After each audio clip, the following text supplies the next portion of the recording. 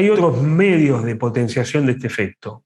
Uno justamente es el desmonte, la pérdida de bosques naturales o de zonas boscosas que son grandes fijadores de dióxido de carbono.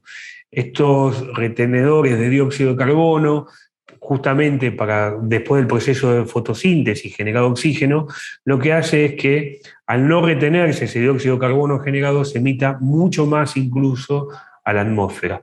Ahora, ¿y por qué se achican estos bosques? Y bueno, estos bosques se achican por la expansión de las áreas agrícolas ganaderas y también la expansión de las ciudades, que son dos de las variables que también tienen en común este mundo moderno. Bien, así como también una corriente que niega el cambio climático, hay una corriente que ya lo ha aceptado, pero también vio que existe un negocio detrás del cambio climático.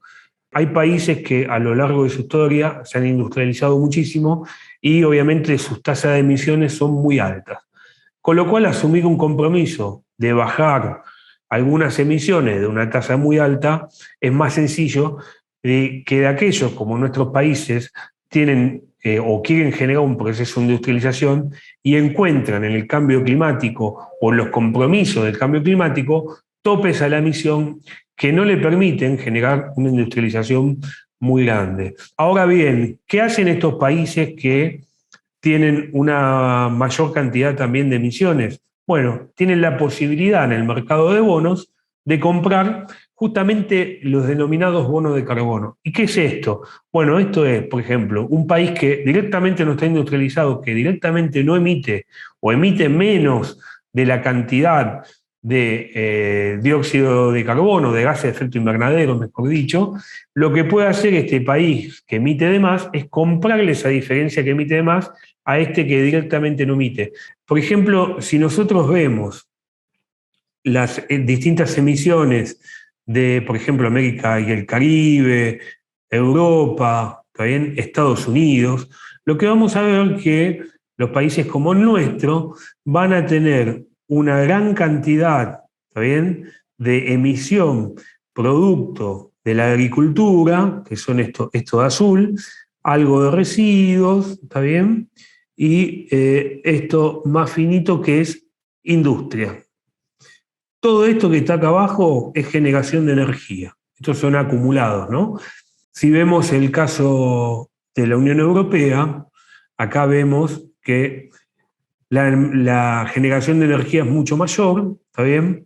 Hay un proceso de agricultura mucho más chico y después tenemos una parte industrial bastante más grande.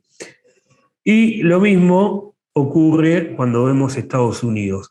Ahora, ¿cuál es el dato más interesante para ver? Si nosotros hacemos una comparación de datos como para unificar criterios y lo ponemos en una unidad de medida que sea común a todas, como por ejemplo en toneladas por kilómetro cuadrado, lo que vamos a ver es que América Latina emite menos de la media mundial. Ahí vemos los dos datos. Y fíjense lo que emite la Unión Europea y Estados Unidos. Si ese mismo dato lo llevamos a la emisión por habitante, estamos en una característica similar. América Latina y el Caribe estamos por debajo de la media mundial, Estados Unidos está muy por encima, 3 veces más que la media mundial, y la Unión Europea está por encima de la media mundial. Esto obviamente lo que quiere decir es que, como dije antes, hay un proceso de un privilegio de continuar un modelo de consumo y de explotación de recursos naturales, de industrialización y de emisión, a costa de que el resto de los países no lo hagan. Y la manera que encontraron de poder sostener esos niveles de consumo y de industrialización es comprando estos bonos de carbono y pidiendo compromisos a la comunidad internacional cuando nosotros tenemos en nuestros pueblos un problema mucho mayor, que es el de abordar la pobreza.